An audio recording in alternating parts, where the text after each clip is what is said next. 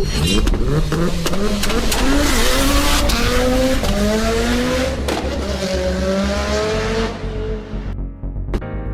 guys, so today we're going to replace the oil filter, and the air filter on my Lancer EX and get rid of this annoying warning light that comes up if you need a service. So here are the goods. So in this oil change, I'll be using Aisin fully synthetic motor oil, which is a Japanese oil with a rating of 5W30, and a Vic oil filter, together with a Simota air intake, which is washable, similar to K&N. So here is your oil cap where you will be putting your new oil, and this is your dipstick where you check the level of oil. The oil filter is located way down there. So let's begin. You can either jack up your car or drive through an edge of a curb to keep it elevated, or if you have ramps, you can use ramps, since probably ramps are much safer than jack stands.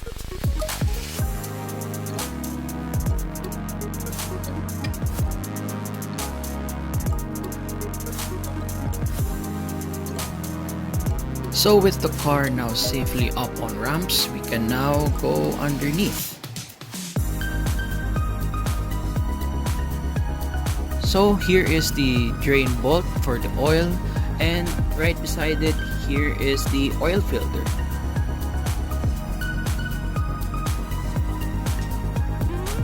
This uses a 17mm socket. You can use a cheater bar, or in my case a long pipe, to break this loose.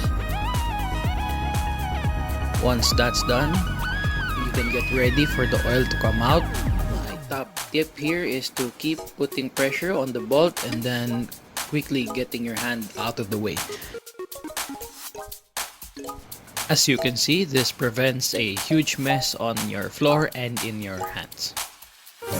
Another tip is to open this so oil will flow out faster.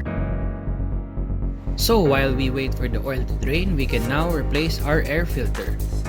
I did a video on changing this quickly, and I would give a link to it right over here. As you can see, our air filter is still very clean since we just replaced it in a previous video, but I'd still change it to this aftermarket one for more flow.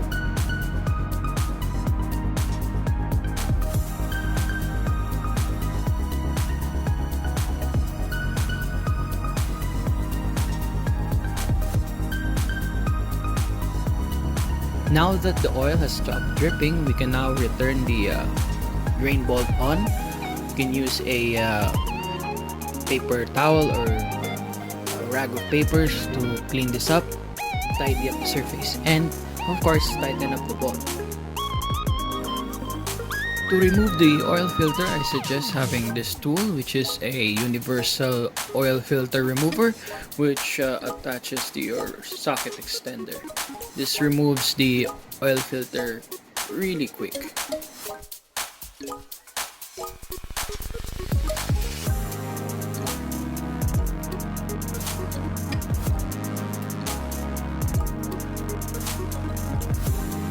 With this loose, we can now just do it by hand, since oil will be coming out from the filter as well.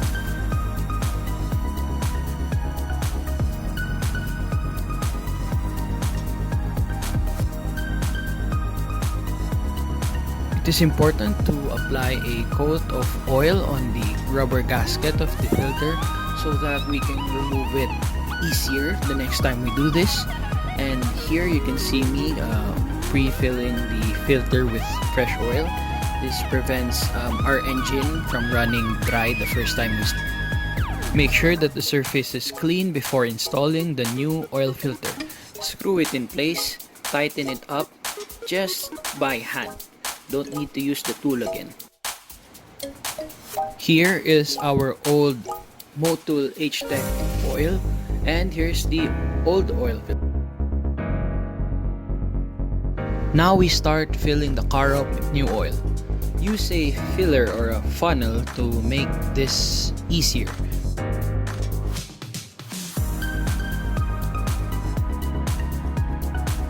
When pouring oil, make sure you pour it sideways just like this, so the oil would flow out smooth and not jogging all over the place. Keep an eye on the oil dipstick to monitor your progress.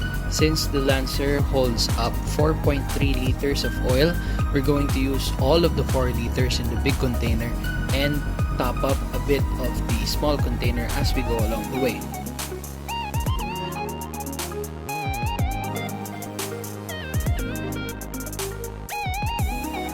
Now that we've used all the 4 liters in the big container, let's check the fluid levels.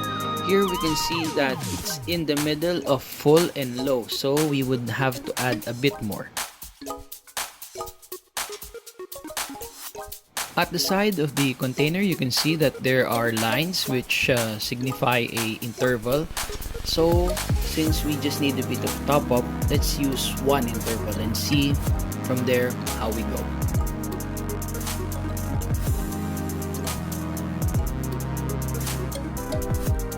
Now let's check the fluids again.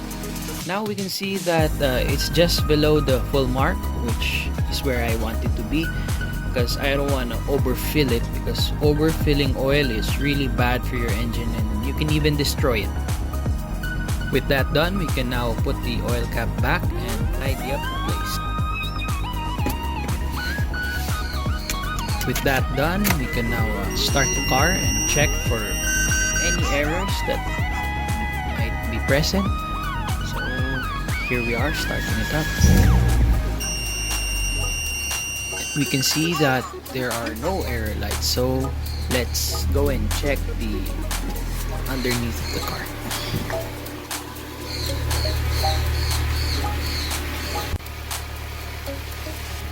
Underneath, let us check if the bolt is leaking, and of course also the oil filter. So we can see that both of them are not leaking, so I guess we did a good job.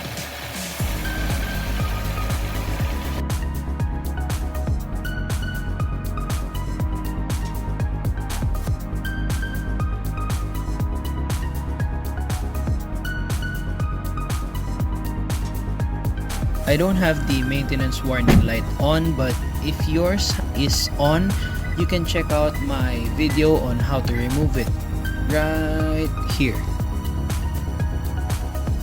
Don't forget to clean up. So put your old oil in the container of the used oil that you use and take it to your local gas station so that they can recycle this and get it off your hand.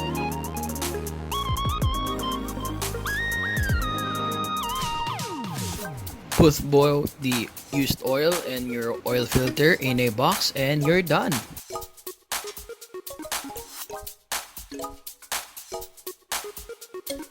So I hope the video was helpful, and if it was, give it a thumbs up and consider subscribing. So till next time, Jamata Minasan.